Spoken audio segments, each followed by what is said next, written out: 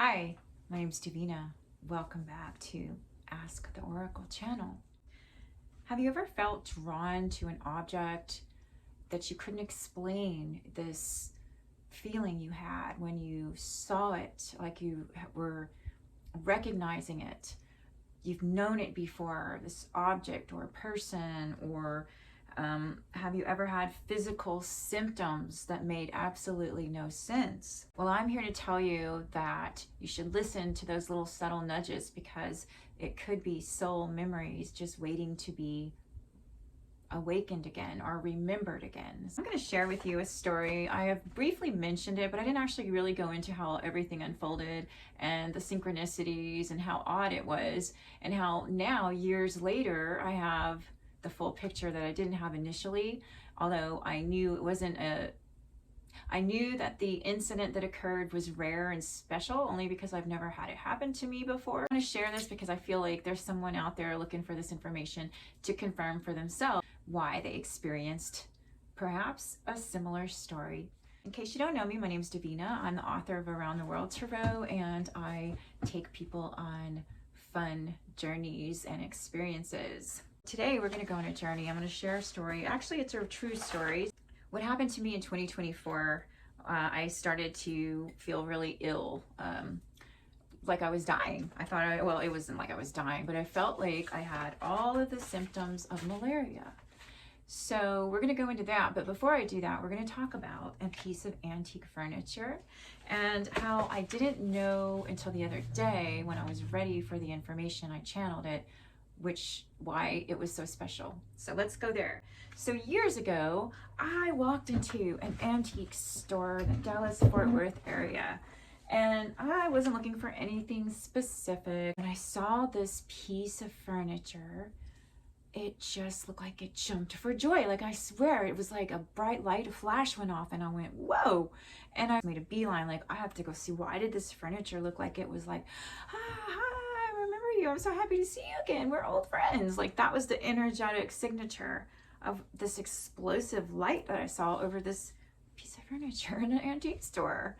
And I was like enthralled. I was like, whoa, what the heck was that about? I've never seen anything like this before. What does this mean? You know, this was like probably 16 years ago at least. It was a while ago. Then I saw the price tag on it, and I was like, oh shit, I can't get this, at least not today.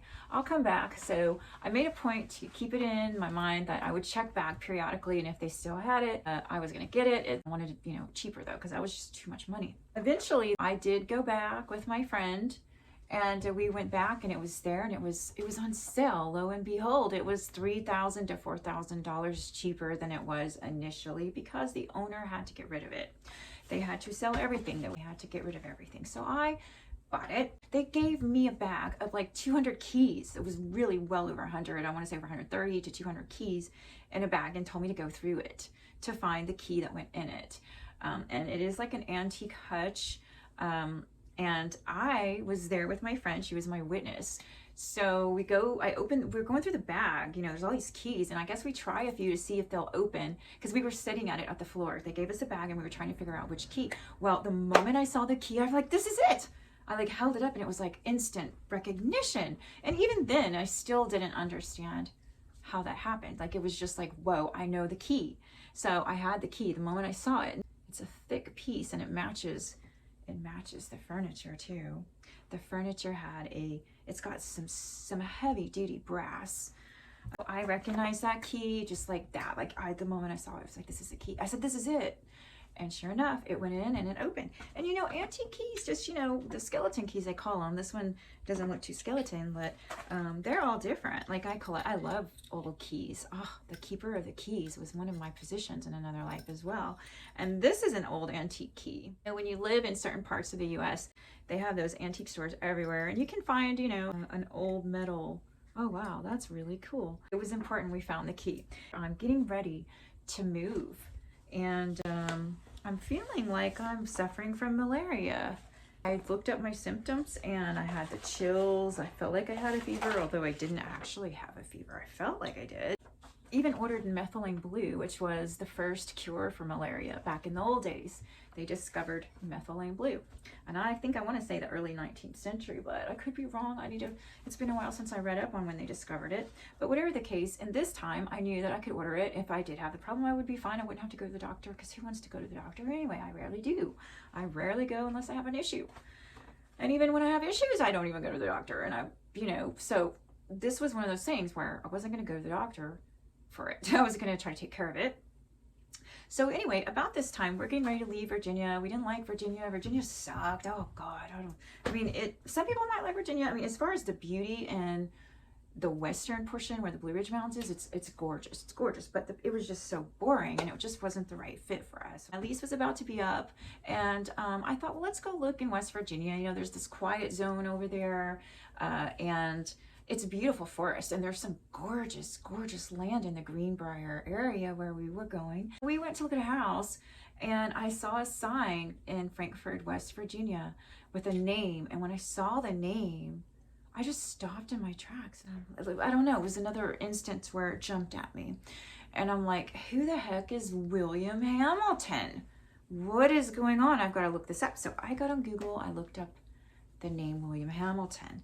I wasn't expecting to see what I did and to unveil this storyline. I'm not sure if I mentioned in the beginning about the psychic who said that when we were leaving and moving to Virginia, and I was telling her on the phone that I feel like I lived there before, and she said, yeah, you were a man in that life. And when she said that, I had saw myself as a man with white pants standing in a big old manor house fireplace, huge fireplace, because I remember it was taller than me. And I had that flash, and I also felt this familiarity with Bath County, Hot Springs, Virginia. I was really drawn there, and so was Thomas Jefferson. He bathed in those pools back in that day. That was there to heal remedies like joint pains, arthritis, and they soaked in the mineral pools. So I love soaking in mineral pools. I'll do it anytime I can if there's one nearby. I forgot about all that. Like, I was in this state for a few years. We didn't like it. We were just like, let's get out of here. And we know our lease is up. Why would we stay here? So we didn't like West Virginia. But the thing that triggered it was that historical marker sign that said William Hamilton. So when I looked him up, I recognized the eyes. I was like, oh my God, those are my eyes. I don't think he lived in Virginia, to be honest. So the idea that I was converging with the trauma that was still being carried from that life, it makes sense to me now. But at the same time, it was interesting, all the synchronicities occurring at the same time, so that it was believable. For instance, I was also getting interested in mining for gems in the rivers and the waterways. So I went and bought a little mining kit off Amazon.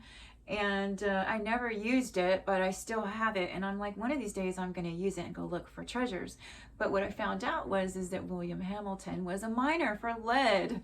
I was like, oh my God, there's a miner thing. And they said that they didn't know, they suspected he died of cholera because that was a very prominent disease in 1850. But I have to tell you that the symptoms, when I was having those malaria symptoms, they weren't cholera symptoms. I did not have no diarrhea, none of that. I had total full-on chills, weakness in the chair. I felt like I even looked up and I was like, oh my God, these are all of them, all the symptoms for malaria. I was like, this is weird, except for I really didn't have a fever, although I felt like I did. And I tested, there was no temperature. I was like, this is weird.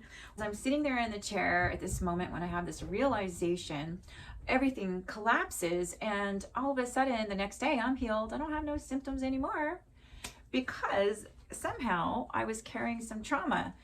But what's interesting is that it's a parallel, like his father wound. Who does duels? They did that back then? That sounds like a bunch of heathens with the guns. That's crazy. Nobody does that anymore. That's crazy. Anyways, so my great-grandfather died when I was around 6 or 7, the same time frame that William's father, Alexander Hamilton, died in his life. So we both had the father wound.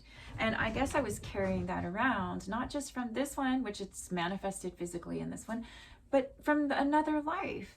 And I feel like many of you who are watching this may be carrying around physical ailments, perhaps, trauma that's stored in our aura, even after, and now not, you may not even believe in reincarnation, but because these things happen to me, I believe. I'm a believer. I have more stories than this. This is just the last one that I got of the revelation of, how should I put it? So basically, I didn't think I had been in the modern world at all, reincarnated. I thought my last life I was Sarah Jennings. It was a past life regression. The very first one I did was so crazy that I saw everything in detail and could hear everything and see myself in the mirror. And I was in the mirror looking at myself and I saw my face. And wow, I love that life, man. That was the best life ever. Well, anyway, so I thought that was my last life. This piece of furniture made no sense to me. I'm like, this is not 1700s. This is 1800s. If this furniture was a piece of my furniture, which I believed it was, I knew it was special because of the recognition on all sides, right? I like the furniture just like, ah, there you are, you found me. Like I don't know where that came from. Like, what? Like I saw it and it was like a homecoming. When I channeled, I got the information so clear because now it was like I already knew I had lived on this North America in the last 200 years. So basically it just came like this so quickly. And I heard that this is how I heard it. I was channeling, I asked the question, so I'm ready. I want to know, is this piece of furniture, was it from that lifetime? And I heard, yes, your father acquired this in 1798 and has the green man on it. So, oops, I'm dropping things here. I'm not going to show you the piece. It's a huge piece of furniture, so heavy. This is I'm actually going to show you the top piece that I can fit on. I can fit this piece on, and it's more of like a folk artist. And so when I heard 1798, I had absolutely no idea how old this was. And I didn't even connect it for sure. Like after I discovered that I had been here before. So I'm just going to show you. So this is the green man.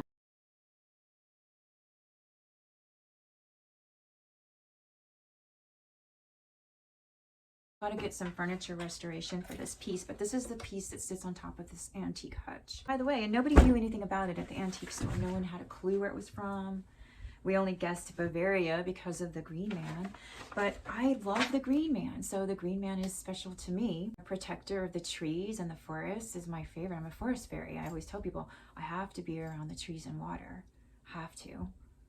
It was very special to me. The green man, he represents a guardian of the woods. And so back in those days, this kind of furniture, it would have been customary for immigrant folk artists to keep the green man's story alive. And because I have ancestral ties to the English, British Isles, Scotland, the green man is Celtic in my mind, or he's, Germanic, or whatever he is. He's been popular since Roman days of Bacchus, I believe.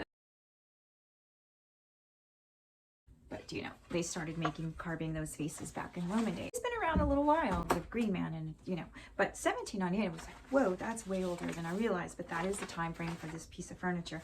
So it makes sense that it could have been acquired, and it was something that it was like a family thing where I inherited it and got it and took it, and it was mine in that life. And I recognized this key immediately. So going back to the idea that I was going to say Alexander, but no, his son William Stephen died of malaria and not cholera. I looked it up online. It said he died most likely of cholera. So they didn't really know. They just put that down. It didn't really matter, I guess. They just said he died. If you go far and deep and you dig deep, you're going to discover that you've got like things that you've carried over many lifetimes, maybe not even as an earthling for all you know. Some of you may have like other planetary lifetimes where you're bringing in things that might have been trauma that you need to heal. It's quite interesting how it comes up. So the moment that this faux malaria that I was experiencing, but it was real at the time, and I didn't even know why. So this all happened exactly the way I told you. Like I discovered him, but at the time I was interested in this mining and I was feeling like I had malaria. And then all of a sudden I discovered him and read his story, and I'm like, oh my God. And then the timeline converged, and here I am, and I'm like, what? He died at the age of 53, and gosh, that's how old I'm going to be this year, right? So let's clear all that out. At the time, as I was telling you, that I had read about some cases. There were in 2023, there was like 8 cases of malaria that was in Texas and Florida. And of course, there was a conspiracy theory that they had released these mosquitoes with, disease that was spreading that. But, there's no proof of that, but I was aware of it. It's kind of rare in the US. It's not something that typically happens. It does in the gold rush. The malaria was a real problem. So when William Stephen, he moved to California and lived in Sacramento for 1 year before he died. Deforestation, there might have been stagnant water pools from the mining operations. It would have been a perfect breeding ground, and they called it California fever. Malaria was so common in the Sierra Nevada foothills during the gold rush that it was often called intermittent fever. It was an issue for the miners and the settlers in the 1800s. It's just so crazy, how synchronicity would have it. Whenever I saw my face, which, by the way, the picture of us side by side, I was 8 years ago, 2018, I believe, is when this picture, October 2018, I went and had a professional picture in a studio done. I was about 44. And the picture that Stephen, I believe he was in his early 20s. But in this, I have always was a late bloomer and always looked so young back then. It was always embarrassing because if I go out with my 20-year-old son, people would look at me weird, like I was dating him. Like, I don't know what they were thinking, but there were times where people thought I and my son were boyfriend, girlfriend. Anyways, so I'm putting 20 years difference, but you can see just by looking at that picture how it struck me when I saw it and recognized my face.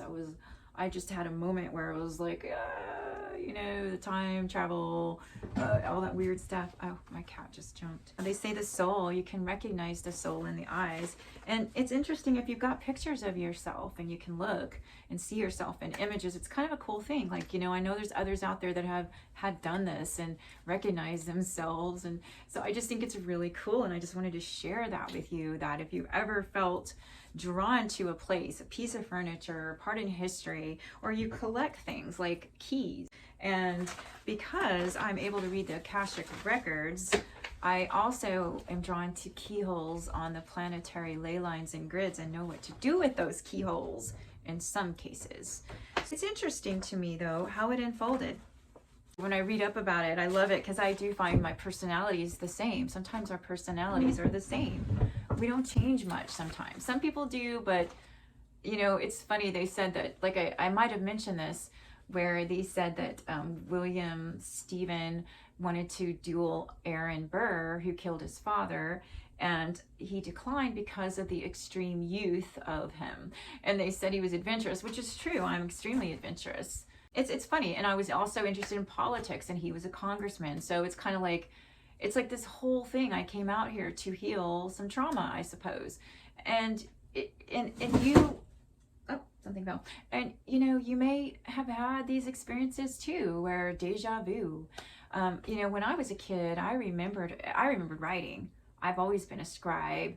I remembered when I was learning how to write, I was like, oh my gosh, I've done this before. This is so easy, cursive. And then, I later on did some, like I said, I wrote letters. I've always written, and I had to. Even when I was a woman, I had to write and learn. And I remembered writing my words and spelling it like the English people spell in 3rd grade. And then I also remember Greek.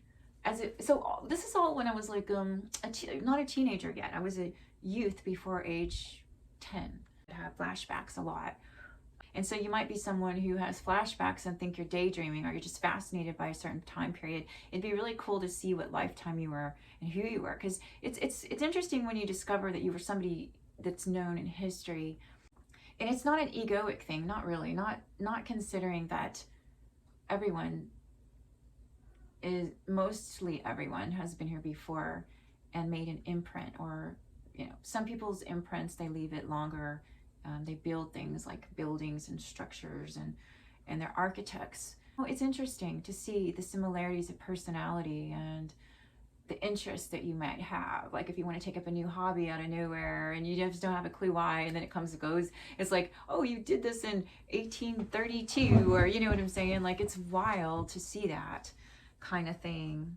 And once you know it, it's like whatever lesson was there, whatever trauma, father wound, or whatever trauma I had, it collapsed, it was healed, it was gone like that. I found it interesting about being a commander maybe an inexperienced commander at that point. In 2 of the wars, I was forced to be in the one that I didn't want to do that one.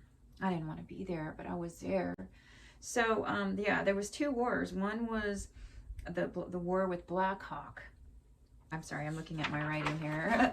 Yes, why did they stop teaching cursive in school? That's so strange. But what happened was we didn't move to Virginia, West Virginia, excuse me. We ended up shifting and moving to North Carolina. You should ask yourself, what do you feel drawn to? I've never felt like I belonged in this modern world, ever. I remember thinking, this world's so messed up when I was a teenager. I mean, excuse me, 3rd grade, I thought everyone was messed up. I'm like, what is wrong with these people? I was one of these people that always thought that the humans were so trivial and dumb. But yet I'm here to love and teach and be a human too. And I've done some pretty dumb things myself, so I can't judge. But there was a point in my young age where I thought, so there was a point in my history where I had a hard time dealing with humans because they were mean.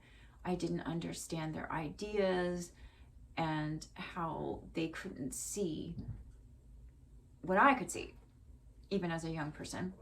And there was a time when I didn't have any patience anymore. I didn't have patience for people. I remember thinking, how could they be so stupid?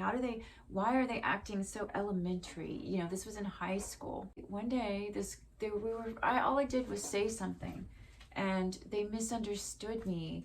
And it was just so needy baby stuff, like, oh, how could you say that about her? She likes so-and-so and this and blah, blah, blah. And they were mad and upset. And I'm like, what the fuck? And I just walked off the campus of the high school and never looked back. I was like, this is so stupid. I cannot be here. I am an adult. I couldn't deal with elementary school and high school kind of stuff. And I still feel that way. Like, it's sometimes so hard to relate to people who are so heavily programmed and can't see through the matrix. I do like sharing, and so I want to say thank you if you made it this far. I appreciate you so much. Today, I want to leave you a really quick message here. Oh wow, this one totally goes with what we're talking about. We're talking about nostalgia and living in another lifetime and seeing images of it and remembering the way things used to be, whereas now everything's fake and cheap. Have you seen the way they made houses in the pioneer days? Some houses last hundreds of years. Nowadays you get particle board that gets wet and it's all rotten and it falls moldy and it's destroyed in a few years. This is my book, Guidebook for Navigating Around the World Tarot.